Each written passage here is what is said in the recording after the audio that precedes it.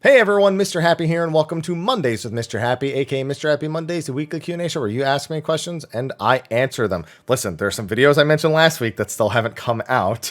The Forspoken video is almost done. It just needs to be edited and rendered. I made a Blue Protocol video today on some of the new gameplay footage and going over the site and stuff and just talking about my hopes and impressions of what we've seen so far. And I'm gonna do an Armored Core video. I also have a retrospect video for another job coming out this week. We have the live letter on Friday. So I've got some stuff that's cooking. Don't you worry about that.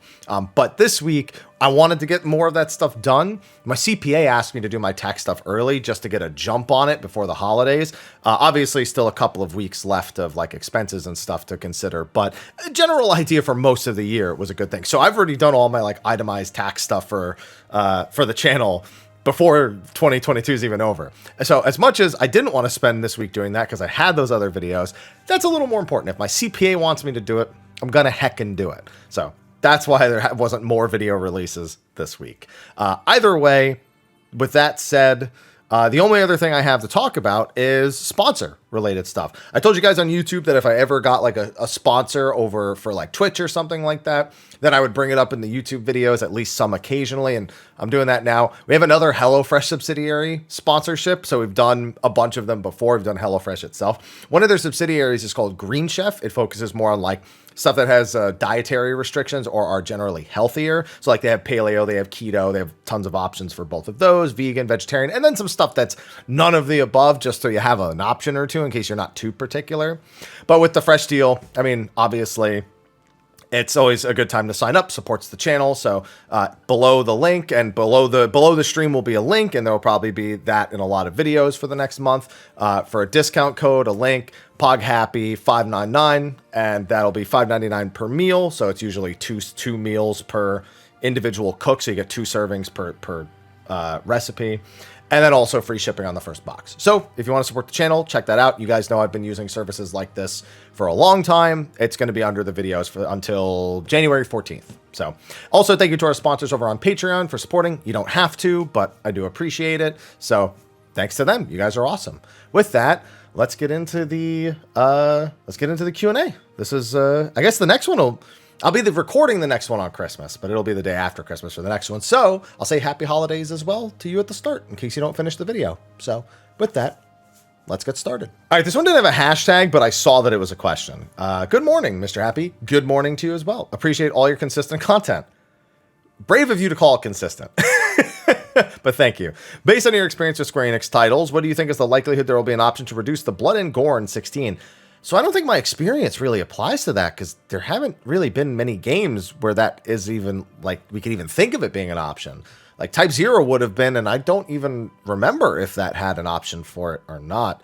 Many TNM rated games, like most FromSoft titles, allow it, and I think many Final Fantasy players might appreciate it. Yeah, I wouldn't be surprised if they turn off blood and gore. It's also going to have bad words, though, and I don't think they're going to have a language censor. Not that many people ask for it in this case, but, some people don't do good with blood. So I think if they've been paying attention to the gaming market in recent years, it's a high probability, but we don't know for certain. Also, I strongly echo your recommendation of Armored Core 4 and 4 Answer. Anyone who wants to dip their toes. I still think that if you want to go earlier, Another Age is the earliest you should go with the Armored Core series. It's on PS2, it's easily emulatable, although because unfortunately with the Armored Core series, none of the games are easy to play. Literally 0 of them are available on anything modern. And you know what?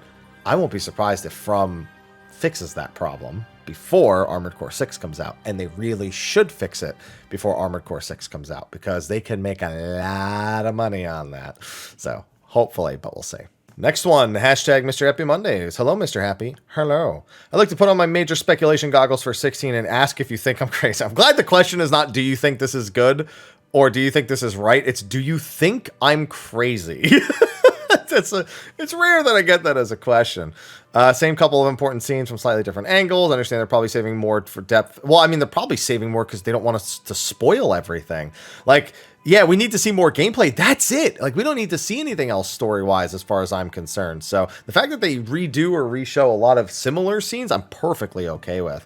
I've only seen a small portion. We know there's multiple time skips. We've seen Clive getting access to the dominant powers. Any chance trailers just act 1? No, I think we've seen footage from all 3 acts. And I say 3 because we know there are multiple time skips, and we've seen Clive, I think, in 3 different eras of his life already. No, I think it's literally just they're cherry-picking scenes that are spectacles but aren't very spoilerific, leave a lot of room for speculation, and get to make for grander trailers. But we do need something more focused on gameplay. I think that is the only thing I really want to see about it much going forward. We got to see Moogles today, so that's something. But other than really tiny details like that, that's the only thing I really want to see in the next 6 months. And so I hope they focus on that a lot more. Hashtag Mr. Happy Mondays. Hi, Haps. Hope you're having a good one. Hello, and same to you. I love your initial impressions video on Dragon Quest Treasures. I've been interested in the game, but I'm hesitant due to the combat seeming too simple and tedious. We'll be playing through the entire game and or reviewing it. I'd love to hear your thoughts on how the game feels after several hours in. So I have played it probably for about 10 to 11 hours total at this point. And most of my initial thoughts kind of continue, and the simplicity of the direct combat of the main characters is pretty much still the case. You get more slingshots, you tend to use the slingshot more once you can actually craft your stuff for that. But it is a lot of monsters attacking, monsters special attacking, and you kind of just acting as sort of like a moderator for the battle outside of using the slingshot and the occasional physical attack. So it is pretty much as my initial impressions have stated, but that's 11, 12 hours in, and I don't know how long the game is. So I would most accurately describe it as not busy work, but more like constant objective focus being the gameplay of the game.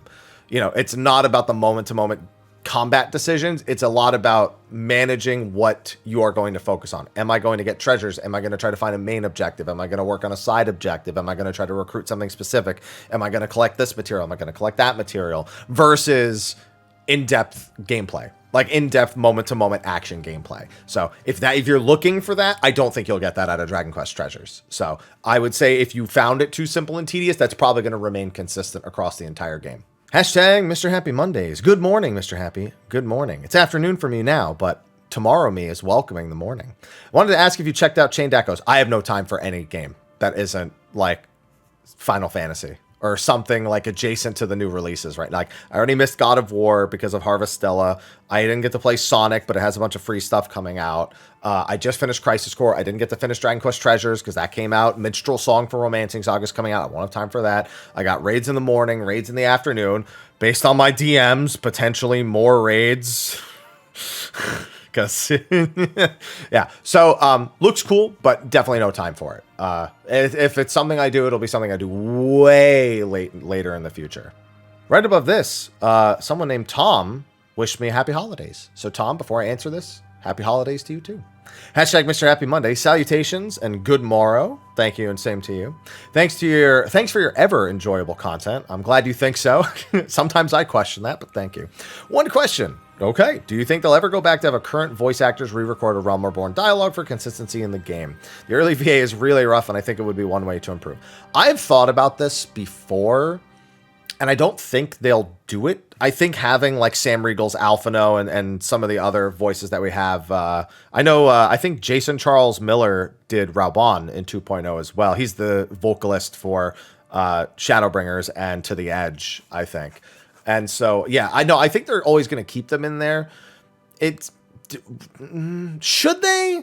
I guess that's a good question, because it's almost like, yes, you could make it better, and you could also add more of it, but it depends on really how you view the old version of the game. Do you view it as kind of like a way of showing how the game has gotten better over time, or do you try to cover it up and improve it? I think with some aspects like the quests and the pacing, you definitely needed to improve it. With the voice acting, it would definitely be nice and the consistency would be appreciated. But there is also that element of just keeping it there for the sake of history, I suppose. It's one of those weird things where it's all about outlook. So I think there's going to be a lot of people that share your outlook, and there's going to be people that are more, I could go either way with it. So, but I don't think they'll do it is the answer to the question. Hashtag Mr. Happy Sundays. In case you record on Sunday, I do. Hello, Mr. Happy. Quick question. Quick answer. Did you ever make a buff alignment video for the current raid tier?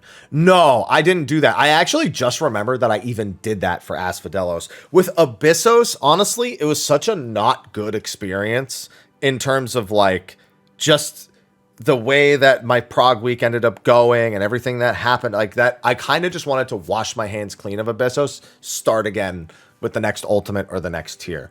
So I have no intentions of doing that. I've also barely done this current tier outside of getting Bis. So I probably don't even have like the best read on it. I kind of like, I know where all of them are, but have I done them enough to like then come out as like, oh, this is my expert advice on, you know, buff alignment? I probably could. It wouldn't take much to even research to make sure all of what I perceive as the good buff alignment. It wouldn't take me much to make sure I have that correct. But no, I really just wanted to wash my hands of the Abyssos tier as much as possible. Hashtag Mr. Happy Mondays. Hello, Happy. Hello. I hope you have a Merry Christmas. You too. I had a job question for you. Sure. I would do, before I even read, it would be so funny if you said I had a job question for you, and then you're like, so I heard you worked in information technology. So I had a job question for you. Every patch is always they're always changing jobs around, whether it be number changes, removing skills, new gimmicks, whatever. You think one day they'll ever hit a sweet spot where they won't need to change anything? No. Impossible.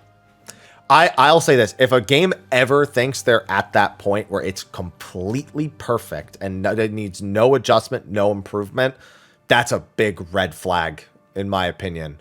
I can understand it not being ready or wanting to do it later because of timing of other things. But the idea of thinking your balance is perfect at any point, to me, speaks about just, it's not progressive. I suppose it's not constructive. There's never been a point in, I can't think of any MMO where I've been like, it's perfect, don't mess with it. There hasn't been like a single thing that any job, any class in any game wanted. And I don't think you'll ever see that in a healthy, consistently updated game. Hashtag Mr. Happy of the present Monday. Well, future me says, thank you. Hey, Haps, how's it going? It's going good. Thank you for asking. Hope the same for you. What's your favorite style of build in Armored Core? I'm an all-rounder. I definitely go for the mid-core builds, and I'd like to mix and match weaponry. Sometimes I just take a giant heavy cannon to deal with artillery, and sometimes I take a blade and I zip around. I very rarely lean all the way into light or all the way into heavy. Some missions, I feel like it forces me to, or it has forced me to, at least for my own skill level. I can definitely think of some arena fights where I went full tank build and put like double shell artillery on my back just to have more ammo for it, and then equipping ammo packs on the side as well.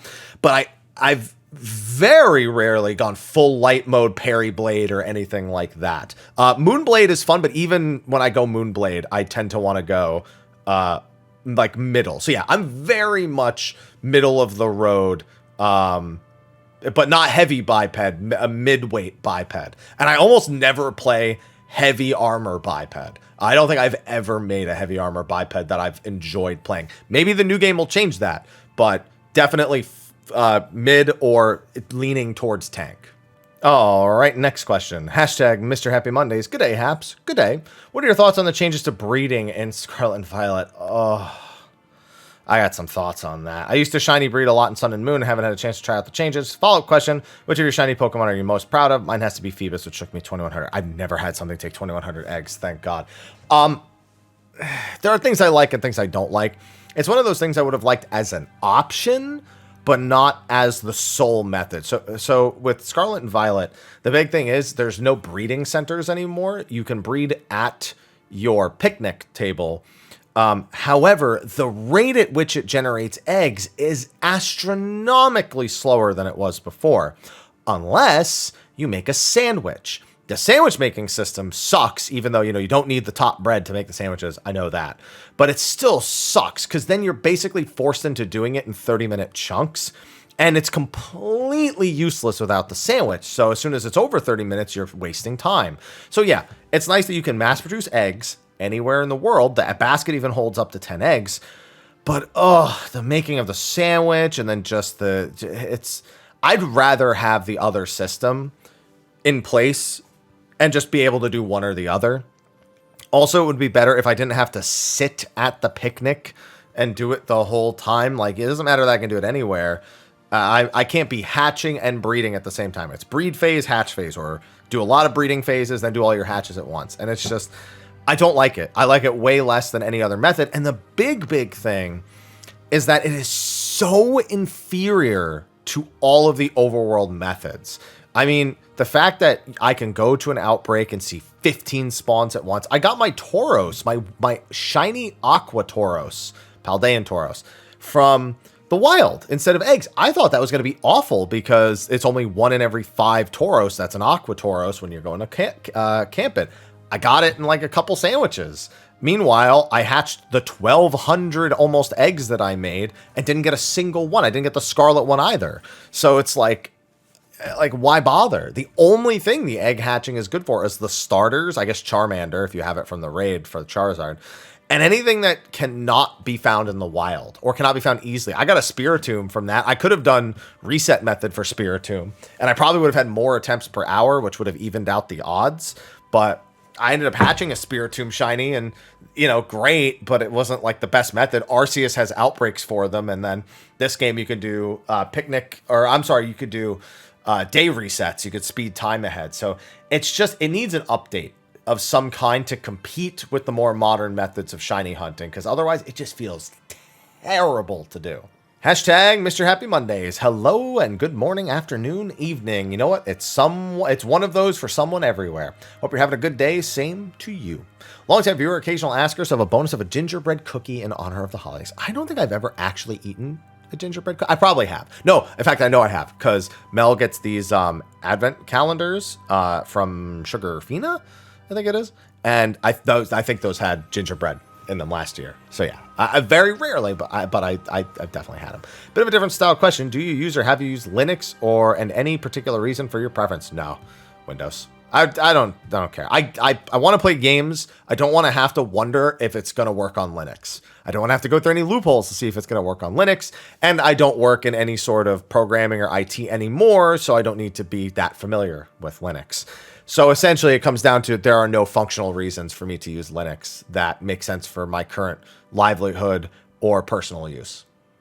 Oh boy, this one's chunky. Hashtag Mr. Happy Mondays. Monday, happy mister. Hello. It is indeed Monday. My experience as a healer gameplay-wise is pretty negative because I think even as a healer, you do mostly DPS. You do. Of course, one of the reasons is that I know the mechanics and are experienced, but for me, it's not a real solution because... Wait, I'm confused. Wait, I gotta find the question. My experience as a healer gameplay-wise is pretty negative. Okay. Yeah, because we're just jumping between a lot of points here. For me, it's not a real solution that you don't have a solid build-up with your DPS. The damage isn't really that big. I was thinking about what a healer can do in between his heals that is not DPS related, like a healer casts a more complex but nuanced system. I wonder if like the boss or healers have a progression bar with multiple thresholds. Both boss and healer can buff, debuff, counter buff, debuff themselves and their enemies. Correct buffing.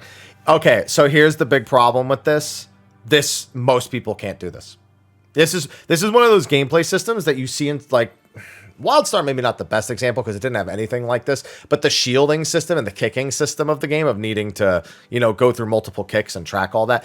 People are generally not good at tracking buff and debuff. So if you give a one roll, by the way, the roll that's already the most responsible roll, everybody lives and dies by the healer. The boss even lives or dies by the healer, depending on their contribution. And now they're like suggesting another gameplay element on top that's exclusive to their role. This is something that if I was going to suggest it, it would go towards a less busy role or a role that isn't so make or break that they needed something extra. No, I think when it comes to healers, it is largely about refining the gameplay that they have and not about giving them another thing on top of what they already have to do, because this wouldn't change the fact that they still need to DPS. They would just have another thing. So now you've got to balance all three elements. Yeah, this is like a really complex way of managing cleric stance, which if we were going to go that road, we might as well just bring cleric stance back. No, I think that you're never going to see more interesting DPS from a healer because they need to be able to drop whatever they're doing DPS wise and heal at any given point in any given fight. And their design around that should and has and needs to continue to reflect that. And the same with the healing. They have to be able to drop whatever they're doing at any point to do the other thing, which is why having two things makes sense. And I don't think that having more complex DPS rotations is in the works or even being considered because of that balancing act. Hashtag Mr. Happy Mondays. Oh, we have our first not hello for the week. It's been a couple weeks. So we're doing good for a while. We got our first one in a couple weeks. Just wanted to ask, in Final Fantasy 14, which expansion do you think had the best moveset for any class? Wait, didn't I just get this question last week? I got something just like this. Oh, you know what? So somebody asked me what I thought the best moveset was for every job from every class. That's what it was. For any class, no, I would never want to have the ability to choose a previous moveset because some of those movesets are objectively worse and then also need to be balanced. Here's the problem. You can't just do that because they all need to be balanced around the current content and they were made for not current content, which means even if you prefer a moveset, there's a good chance that that moveset sucks when it's balanced for the current expansion. So no. So no to that. But for the best moveset for any class, I don't know if you mean collectively, because I mean, Heavensward has some decent designs like Machinist. I think Heavensward and Machinist is okay. I like current Machinist, but if I were to go anywhere else, it'd be Heavensward. I'm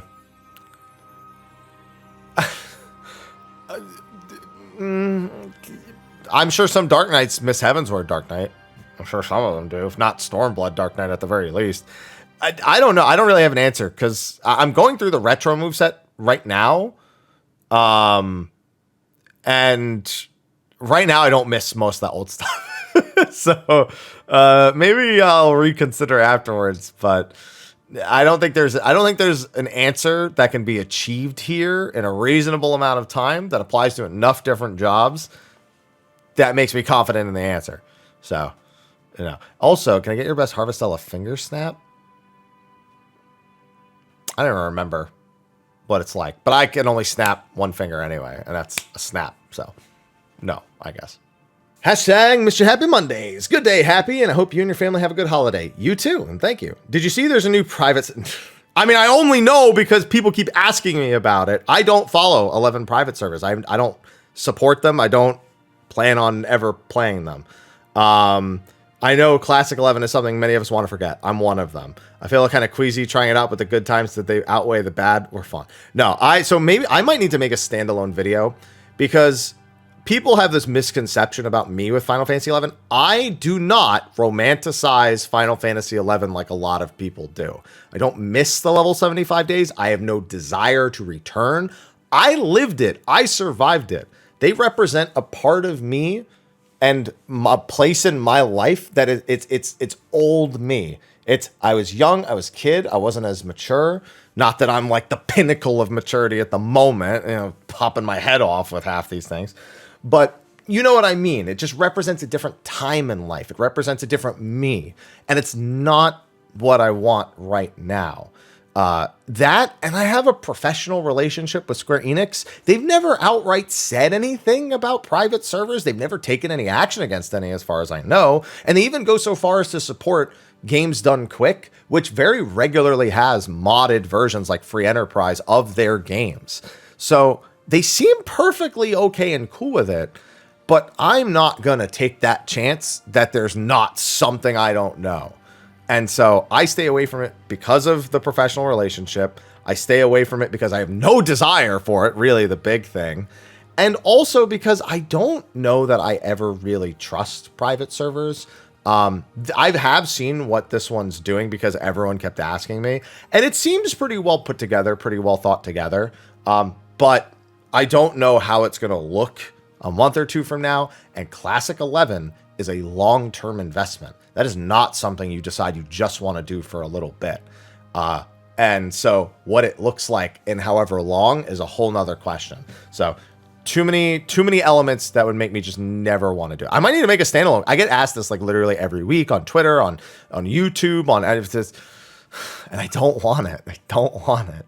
Hashtag Mr. Happy Mondays. Hey, Haps. Hi. Hope you're having a good day. You too. Got a couple questions about 16 and 14. And notice I've already trained my brain to see when it's 16 and when it's 14, because I know that's going to be a problem for people. First, they wouldn't release a major patch for 14 around the time of 16's launch, right? 14's Ultimate comes out the same day as Forspoken. And I know you might be thinking to yourself, yeah, but that's not Final Fantasy 16. Yeah, but my point is they absolutely have no qualms about doing that. In fact, let me tell you when I think the next patch will release, so you can get an idea for yourself. Let's see. So we are looking at, pulling up my phone, prediction January 10th for the patch. Let us add 19 weeks to that. 1, 2, 3 out of January, 4, 5, 6, 7 out of February, 8, 9, 10, 11 out of March, 12, 13, 14, 15 out of April, 16, 17, 18, 19, May 23rd. So it looks like the closest thing you would have is then 1, 2, 3, 4, 5, 6, 7, 8 weeks later, which would be July 18th. Now, there is a chance for something at the 2-week mark or the 4-week mark. We expect, for example, the Savage will be delayed a week, which would be the end of May. But it looks like June is wide open and safe from my perception. So it's less about what they would do, because I think they would if the timing worked out that way. But it looks like we'll be in the clear. Do you think they'll do a collab event? I like to assume they would. I'd be shocked if they didn't. I'm not like super gung-ho on collabs. There's been such a mixed bag, especially after Nier being the 24-man for the entire Raid series. So if we didn't get one, I wouldn't be disappointed. But I have to imagine at some point Yoshi P just sits in front of a mirror and pretends to have a board meeting and says, okay, so we're going to have a meeting between the producers of 14 and 16 to determine if we're doing a collaboration event. And he just puts a mirror down on the other side and they get it done. So we'll see. But I expect there probably will be one. Before I answer this one, Zadorian, saw your comment that had the hashtag. Wasn't a question, so I skipped it, but it did say happy holidays. So happy holidays to you too. And I did read it. I just saw that it didn't have a question. Hashtag with Mr. Monday Happy. All right, I like it. Greetings, Mr. Happy. Hope you're doing well. Same to you. Talking about the PvP series rewards initially, Yoshi P spoke about being able to obtain rewards from series that have passed. This a current feature in the game, as I've not been able to find it. No, we are expecting that with Series 3, we may see the return of Series 1 items available as trophy crystals. That seems to be what was implied, but until we see it in game, it's a question mark. So I'm keeping my eye on the exact same thing as you. Because it will determine how I handle series going forward, whether or not, if I feel like maybe not grinding one out, then I don't feel bad not doing that, or if I then feel motivated to grind them out as they release. So stay tuned. I'm sure when we know more, I'll post something more about it. Hashtag Mr. Happy Monday. I don't know what accent that's supposed to be, but we got it. Hello, Haps. Hope you're doing well. Same to you. Re-cleared DSR 14 times so far. I do not look forward to redoing DSR ever. It's just, I love the fight, but man, when I think about the 2 weeks I went through for that, which are all on healer. I've tanked the entire fight before on Dark Knight, wanted to get a kill on it, but because of all my logs on healer, some party finders assume I'm playing on an alt role when I join in and kick me instantly. I'm on console, so I have no way of uploading polls to prove so. Should I get that dark kill with a static instead? No, I think, well, keep in mind you can like save footage on your PS5, I believe. And then like, I don't know what you do with it after that point, but I'm pretty sure you can. Isn't there a video option where you can at least get footage of you doing phases, like briefly, like short clips of you doing later phases on tank or something? And then if they want to see it, like, I mean, I guess technically you might be able to upload a video from that. If they're looking at the logs, then they might be willing to look at that as well, especially if it's on the same character. So, yeah, I mean, that would be my only other option, but no, you shouldn't need to do it in a static. It's just that, you know, this is a struggle for anyone who wants to multi-roll. I run into a different issue with this, with multi-rolling, but I've had to deal with similar things where you want to play something else, and you're experienced on the other thing, but getting into the groups is the struggle. So you're far from the only one having this issue. Hashtag Mr. Monday Happies. Works for me. Hello, and another hi, just in case someone forgets. They already did, so thank you. Hope you're doing all right. Same to you. Just a short one this time. Sure. Do you think Omega should be required to progress from Shadowbringers to Endwalker? No, not in its current form. It's not essential for the storytelling, but it is very... See, unlike Crystal Tower, which felt like not doing it made the story almost not make sense in a lot of ways, this doesn't do that. It definitely enhances the lore with the Omicrons and with some of the extra quests, but mandatory? No, I don't think so in its current form. We'd have to get something else a little more direct in terms of Omega's direct involvement for me to want to do that. Similar to how Graha is an essential part of the Crystal Tower stories, and then an essential part of the story. I'd say the Omicrons are more enlightening about that civilization and not necessarily Omega's part being mandatory, if that makes sense. Hashtag Mr. Happy Mondays. Good morning to you, Happy. Good morning to you as well. First time question, been watching a while. Welcome. Anyway, Endwalker is my first time being current with the game, even though I started in Stormblood. I was just wondering, now that I'm playing current endgame content, is there any etiquette or good practices I should be using? Recently I had a run where the Scholar had a macro that let the party know they pop change stratagem. I think that was the raid buff, and it was really helpful. Yeah, people don't expect... So the big thing is, going back to the raid alignment video, is that information, it doesn't hurt to share, but it's also shouldn't be necessary, because every job functions on pretty much the same timers now. So everyone should be lined up just by naturally performing. The only exception to this is fights where there's downtime going into a 2-minute window. So like in the Party Finder on P5S, you will see people pop buffs before the jump, which is not the right decision. In P7S, you'll see people pop buffs before they get knocked, right before they get knocked into the air at about the 35 to 40% mark. That's also not a very good decision. So there's things like that where that extra level of communication might be helpful. But the only etiquette is really to do your job and do what the party leader asks. Don't just do something different because the party leader, because you saw it wasn't being done that way. Whatever the party leader says are the rules, whatever the party leader says are the strats. Even if you don't like it, if you join it, I just say do it. But yeah, no, burst windows should just be lined up. So getting used to your buff window timings is also another thing. But no, I'd say just being generally courteous is really the big thing at the moment. Macros and stuff like that are just a little extra occasionally, because they can also be too much. Hashtag Mr. Happy Monday. Hello, Mr. Happy. Hello. I hope your day was good. It was. I got my 100% in Crisis Core reunion today, so it was awesome. Thinking of Ashes of... I'm going to be getting a lot of this. I have a feeling it's going to be like brought up in like most Q&As for the next several weeks. Reminds me of the promises people believe for cryptocurrency stability before FTX was declared bankrupt. Do you have any advices for viewers in order to avoid this sort of scam? So I think... Let me be clear about something. Is it a product that will release and be playable? Yes, in that regard, it's not a scam. I think realistically, sham is the better word, and I used that in a comment that I replied to, where it wants to be so many things. It keeps promising so many things, and it's so far from achieving any of those things that to believe in it, I feel after its history, is irresponsible. So what I'd like to tell people is, buy into it when it's out, follow it while it's being made. Because what they're saying they're going to do now, what they're saying their goals are now, what they're promising now is so likely to change.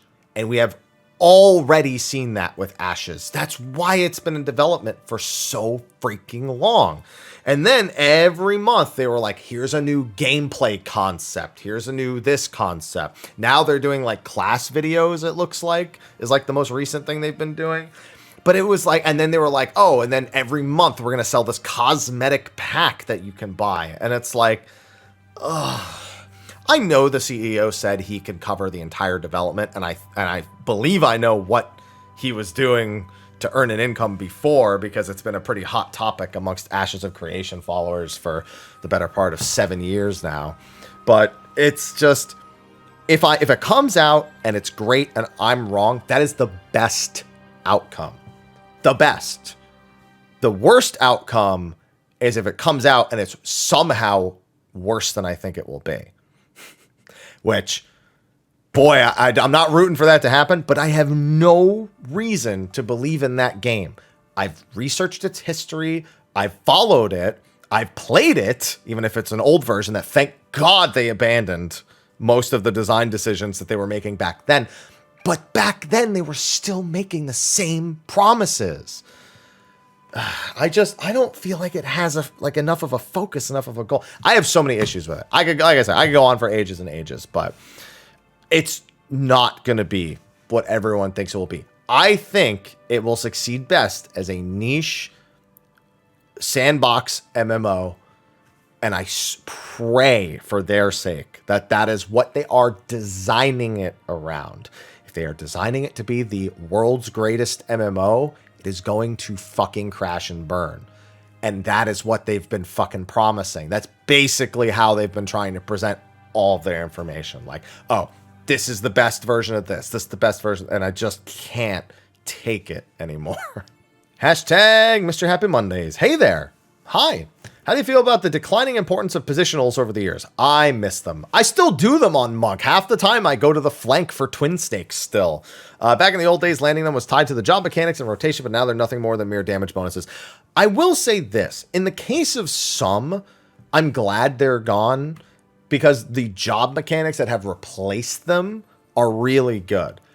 But I, with my personal experience, and I am referring to Monk, could have done the positionals and the job mechanics and felt equally as engaged. I remember when I first got to play Reaper at the media tour, I initially just assumed that all of the Enshroud attacks were positionals, and I prepared in such a way to do them that way. Those hyper fast GCDs, and I was like, wow, this is really fun and engaging.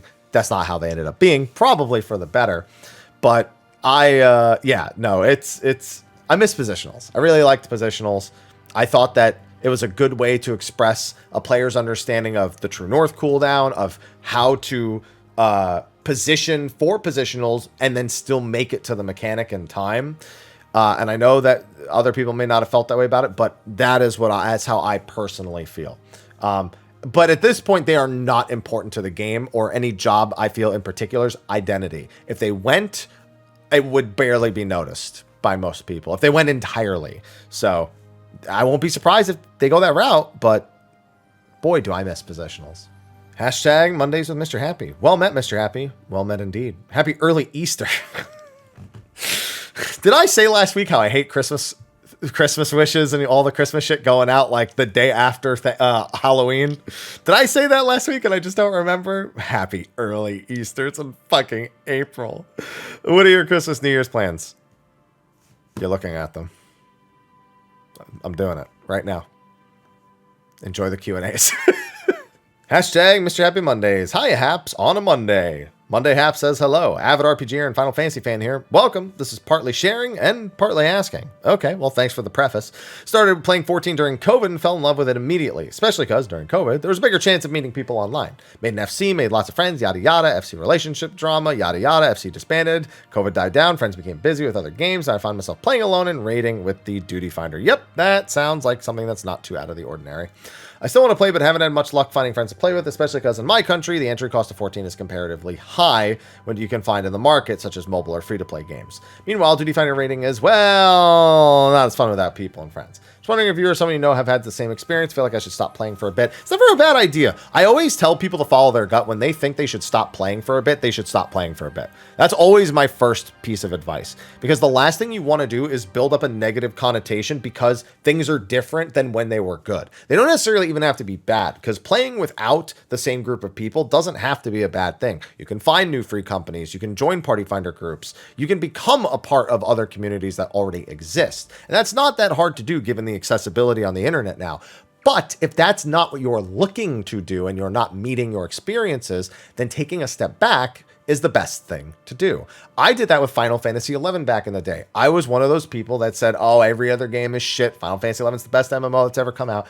I stopped playing it for a year, got some perspective on other things, took some time to play other games, to play other MMOs, to get to see some of the newer experiences that were being made available, the quality of life that was being added.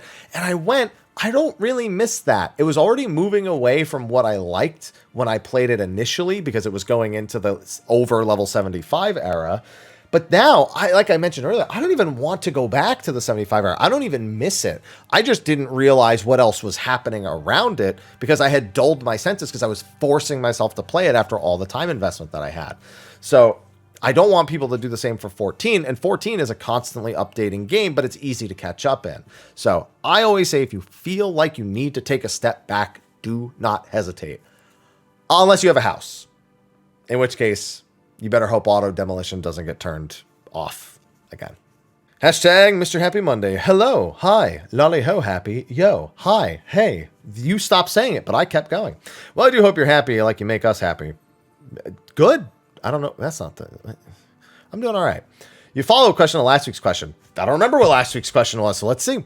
You mentioned that Susano and Tsukiyomi are the only ones that are a bit... No, they're not a bit difficult to solo. They aren't possible to solo. And by the time they are, it'll be like so far in the future that it won't even be impressive anymore. Byakko falling in that category?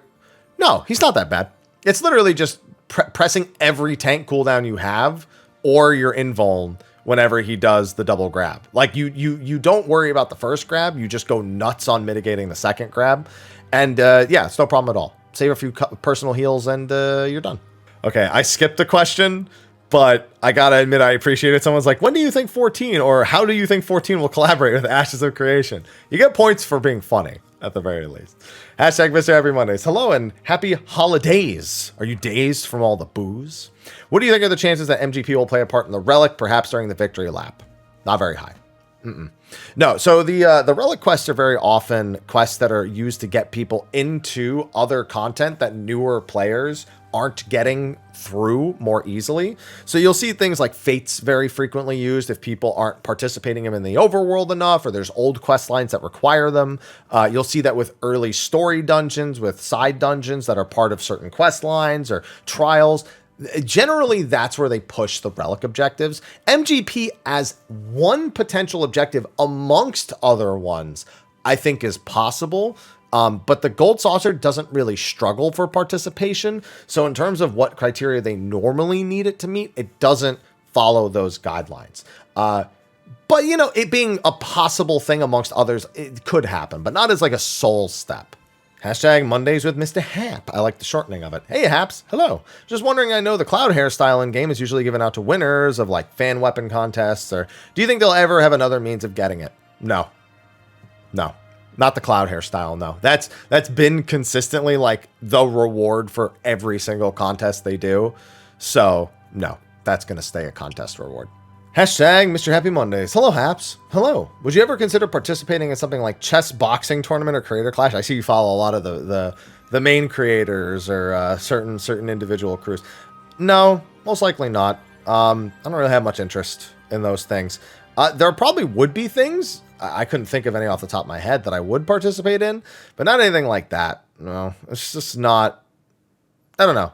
It's just not interesting to me. Hashtag Mr. Happy Monday. Hey, you doing okay? Hey, yeah, and I'm doing A-okay. Thank you. So a couple of questions. Okay. I've been a DPS main since I started Savage last year, but wanting to learn tank for it since I've fallen back in love with Paladin. Paladin's being reworked soon, so bear that in mind. How would I go about that with the least amount of anxiety? By just jumping in. I mean, as a tank, you always start with dungeons, maybe an EX trial before going into Savage. But, you know, other than that, you just got to jump in. There's not really much else to do, because if you're constantly anxious and never trying and never getting comfortable, if you never get comfortable, then how will you not be anxious? It's one of those situations where it's like you have to tank to get rid of the anxiety, but you have anxiety to prevent you from tanking. And so you just have to cross that line at some point. Also, I don't know if this has been asked before, but what was your first job when you started 14? I started as a pugilist back in 1.0. First job, I leveled to 50, got my Simian Thrash, and that took 2 months, and then I started leveling another one, and then I stopped fucking playing. Until Zamiel Darkhold came out, and then Ifrit came out, and then I didn't play again for a little while, and then I played again near the end. So yeah, that was those were times. I think we're towards the end here, because I'm getting to the ones that are like at the bottom and I can see them below this one. So yeah, I think we're towards the end here. Lollyho, hashtag Mr. Happy Monday. Lollyho, hello, hi, hi. In the Dragoon retrospect, you said Bar and Dragoon were like peanut butter and jelly. Which one is which? Dragoon's peanut butter. Definitely. Because peanut butter, here's the thing. I can do a peanut butter sandwich on its own. I can't do a jelly sandwich on its own. And Bard really was the jelly in this case, because like you would add the jelly, but you would always want the peanut butter. So yeah, we're gonna go with that. All right, and then the last few, there's just a few more comments about Ashes. I think there was a hashtag one that I skipped because I didn't know. I think it was, oh yeah, it was this one I did see, and I scrolled past it because I had to get up and go use the restroom. What do you think of the open-ended nature of the Bojta storyline?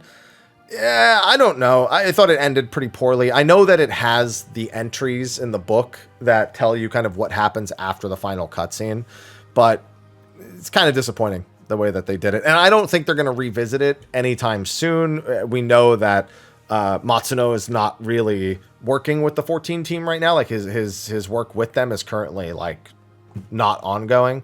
So I don't know. I don't think they revisit it anytime soon, personally.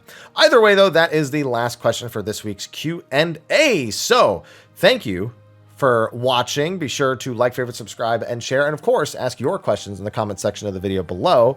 Be sure to enjoy your holiday season. Treat yourself to something delicious and or fun and exciting as a present. And until then, well, I'm off to work on some videos and pretend there's not even a holiday season coming. So with that, I'll see you in the next one. And until then, take care.